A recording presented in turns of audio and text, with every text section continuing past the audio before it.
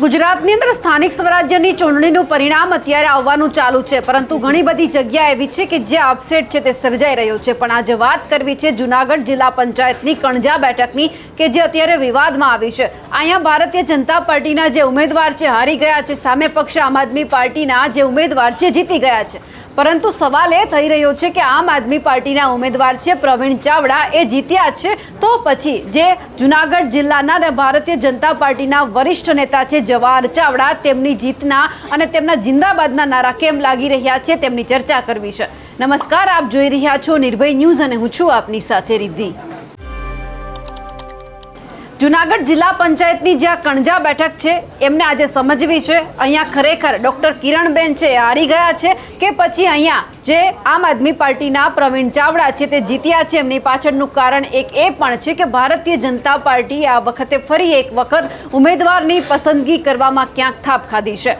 આપણને ખબર છે કે વિસાવદરની જ્યારે પેટા ચૂંટણી હતી, જે કિરીટ પટેલ છે તેમના નામ પાછળ ઘણી બધી વખત એવું કહેવામાં આવ્યું કે આ વ્યક્તિ છે આ બેઠક ઉપર ન ચાલે, અહીંયા તમે કોઈ બીજા ઉમેદવારને મૂકો। આમણે ઘણી દાદાગીરી કરી છે, ઘણી બધી વખત ચર્ચામાં આવ્યા છે, તેમ છતાં લોકોમાં નારાજગી હતી અને ભારતીય જનતા પાર્ટીએ ટિકિટ આપી। આપણને ખબર છે કે કિરીટ પટેલ હારી ગયા। હવે આવું જ કંઈક અહીંયા કણજા બેઠક ઉપર થયું છે।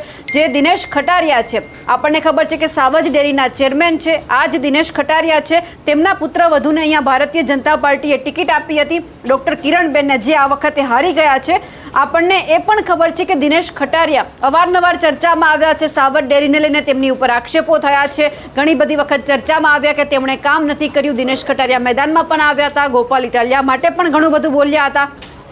અને અહીંયા ભારતીય જનતા પાર્ટીએ જ્યારે વિશ્વાસ મૂક્યો હતો કે દિનેશ ખટારિયાનું નામ ચાલે છે સાવજ ડેરીના ચેરમેન, કારણ કે ટિકિટ માંગવામાં પણ આવી હોય અને ભારતીય જનતા પાર્ટીને ન આપ્યું, પરંતુ તેઓ ડેરીના ચેરમેન હતા, તેમની પાસે ઘણા બધા એવા હોદ્દા પણ છે કે જેના કારણે ભારતીય જનતા પાર્ટીને એમના ઉપર વિશ્વાસ મૂકવો પડ્યો। એટલા માટે વિશ્વાસ તો મૂક્યો, પરંતુ અહીંયા હાર થઈ છે। અને સાથે સાથે જે પ્રવીણ ચાવડા છે, આમ આદમી પાર્ટીએ તેમના ઉપર પસંદગી રાખી હતી, પસંદગી રાખવામાં તો આવી, પરંતુ અહીંયા આમ આદમી પાર્ટી છે જે એમને જીત છે તે પણ મળી ગઈ છે।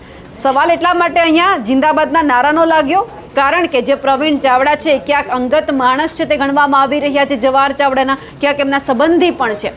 અને વિસાવદરની પેટા ચૂંટણી હતી ત્યારે પણ આપણે એવું જોયું હતું કે જ્યારે ગોપાલ ઇટાલિયા જીત્યા તો પાછળથી જવાહર ચાવડા જિંદાબાદના નારા લાગ્યા હતા।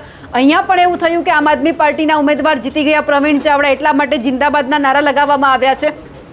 અને એ સમજવા જેવી વાત એ લોકો માટે પણ છે કે ભલે જૂનાગઢ જિલ્લા કે પછી આજુબાજુનો કોઈ પણ વિસ્તાર છે ત્યાં જવાહર ચાવડા ક્યાંક ટિકિટ ન પણ માંગતા હોય, ઉમેદવાર તરીકે ઊભા પણ ન રહેતા હોય, પણ તમામ લોકોએ સમજવું પડશે કે આ જવાહર ચાવડા છે ભલે પોતાના રાજકારણની અંદર સક્રિયતા બતાવે કે ન બતાવે, પરંતુ અહીંયા ફક્ત ને ફક્ત જવાહર ચાવડાનું જ ચાલે છે। અને એ પણ સમજવું પડશે કે જવાહર ચાવડાની સામે જેમને પણ વાંધો હશે અને વાંધો રાખવાવાળા છે એમને એ પણ સમજવું પડશે કે ભલે ઉમેદવારી ન કરતા હોય, ભલે ટિકિટ ન માંગતા હોય, પણ આજે પણ જૂનાગઢ જે વિસ્તાર છે ત્યાં જવાહર ચાવડાનું જ ચાલે છે। એટલે અહીંયા સ્પષ્ટ વાત એ સામે આવી ગઈ છે કે આમ આદમી પાર્ટીના જે આ પ્રવીણ ચાવડા છે તે જીતી ગયા છે। એટલે ક્યાંક પાછલા બારણેથી એવું લાગ્યું કે જવાહર ચાવડાનું જ ચાલ્યું છે। સૌથી પહેલા દ્રશ્ય ઉપર પણ નજર કરીએ કે જ્યારે ઉમેદવાર જીતીને બહાર આવ્યા અને અચાનક જવાહર ચાવડા જિંદાબાદના નારા લાગ્યા છે।